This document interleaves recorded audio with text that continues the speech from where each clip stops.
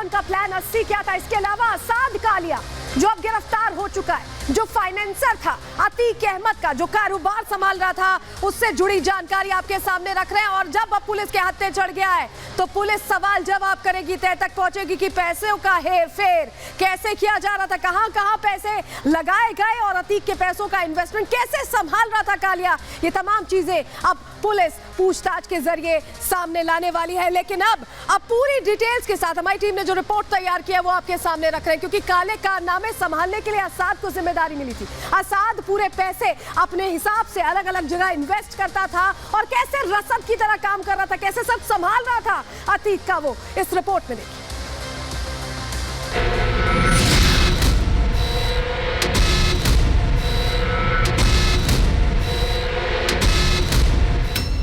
Don Atiq का खास गुर्गा।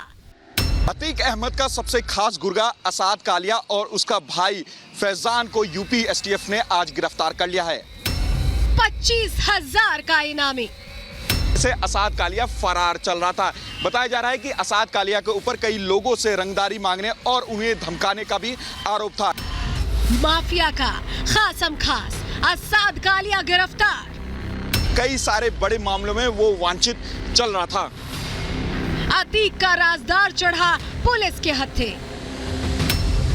असाद कालिया पर था अतीक के रियल एस्टेट कारोबार का जिम्मा।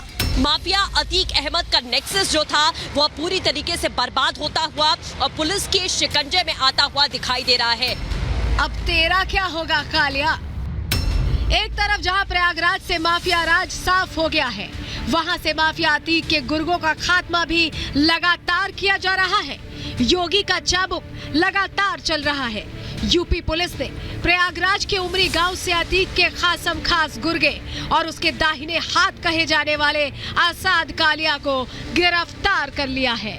सिर्फ असाद को ही नहीं, उसके भाई फैजान पर भी योगी का हंटर चला है। कालिया वही शख्स है जिसने अतीक का रसूख दिखाकर न जाने कितने लोगों को धमकाया, कितनों की सांसें छीन ली और न जाने कितने ही परिवारों को बर्बाद करके रख दिया। बताया जाता है असाद कालिया अतीक के रियल एस्टेट के धंधे को संभालता था। प्रॉपर्टी कब्जाना, उसको छोड़ने की एवज में रंगदारी वसूलना, यही असाद का काम था। बदमाश असाद कालिया पर 12 से ज्यादा मुकदमे दर्ज हैं। पुलिस को 25,000 के वांटेड असाद कालिया की काफी लंबे वक्त से तलाश थी। आज वही असाद कालिया पुलिस के हत्थे चढ़ गया है। पुलिस अब असाद और उसके भाई फैजान से पूछताछ कर रही है। अब ना अतीक की हनक बची है और ना असाद का धंधा। अंदर की खबर में असाद के तरसाए कुछ लोगों से हम आपको मिलवाते हैं, जिन्होंने रिपब्लिक भारत पर एक्सक्लूसिव गवाही दी है।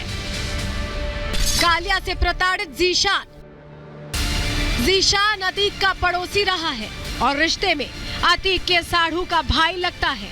अभी 10 दिन पहले ही शिजान ने रिपब्लिक भारत पर अतीक के खिलाफ सबसे बड़ी गवाही दी थी। बताया था कि उसकी जान के लिए अतीक बहुत बड़ा खतरा बना। जीशान ने रिपब्लिक भारत को बताया कि कैसे 21 दिसंबर 2021 उसके अतीत का वो काला पन्ना बन गई, जिसे मिटा पाना उसके लिए नासूर हो गया। कहा, मैंने कहा हेलो जी बोलिए, तो उधर अतीक अहमद कहता है कि अबे तोका इतने दिन से फोन कर रहे हैं, तोका नेतागिरी ज्यादा आवा थी। ये जमीन या तो हमारी बीबी शाइस्ता परवीन के नाम लिख दे और नहीं तो 5 करोड़ रुपए मेरा क्या नाम है अली और असाद कालिया के हाथ से पहुंचा दे रंगदारी। तब अतीक अहमद गुजरात के अहमदाबाद की साबरमती जेल में बंद था, लेकिन उसके गुर्गे अतीक के एक इशारे पर आ धमकते थे, जिनमें असाद कालिया सबसे बड़ा गुर्गा था। सुनिए पूरी कहानी जीशान की जुबानी। मेरी हत्या होगी और ये आप न्यूज़ चलाइएगा मेरी हत्या के बाद, लेकिन प्रशासन मेरी सुरक्षा कर रहा है, मुझे गनर दिया है मेरी, और उनसे दरखास्त है कि मेरी सुरक्षा बढ़ा दी जाए, क्योंकि ये पूरा शहर पूरा मोहल्ला जानता है कि इस समय अतीक अहमद, उसका भाई अशरफ और असाद कालिया जो उसका गुर्गा है, मुझे मारने के लिए दिन रात ये लोग दिमाग लगा रहे हैं, दिन रात लगे हुए कि इनको कैसे मारा जाए, कैसे खत्म किया जाए। उस दिन तो जीशान किसी तरह अपनी जान बचाकर भाग निकला, लेकिन जीशान के मुताबिक उसे अपनी जान के खतरे में होने का अब भी खतरा सता रहा है, क्योंकि अतीक के खासम खास गुर्गे असाद कालिया के रिश्तेदारों से उसके परिवार को लगातार धमकियां मिल रही हैं। तो अतीक की सबसे बड़ी राजदार शाइस्ता अभी भी फरार है, लेकिन जब तक उसका ऑपरेशन कंप्लीट नहीं होगा, जब तक सारे शूटर्स पकड़े नहीं जाएंगे। अब आपको बता देते हैं प्लान 80 क्या था। डॉन का प्लान 80 क्या था, पैसे कहां से आते थे? दरअसल लखनऊ के बिल्डर से 80 लाख रुपए असद को दिए गए थे और असद ने ये पैसे मोहम्मद मुस्लिम से ले लिए थे। उमेश हत्याकांड के 2 दिन पहले 2 दिन ये पैसे दिए जाते, क्योंकि शूटर्स में इनका बंटवारा होना था, इन्हें आपस में बांटा जाना था। जो इस पूरे घटनाक्रम में शामिल होना था, इसी पैसे के जरिए उन्हें ये पैसे दिए जाने थे। 74,62,000 डॉन के दफ्तर से मिले थे, बाकी पैसे शायद बांट दिए गए थे, फरारी में इस्तेमाल किए जा रहे होंगे वो पैसे, ऐसा लगता है। इन्हीं पैसों की बारिश हो रही थी। लेकिन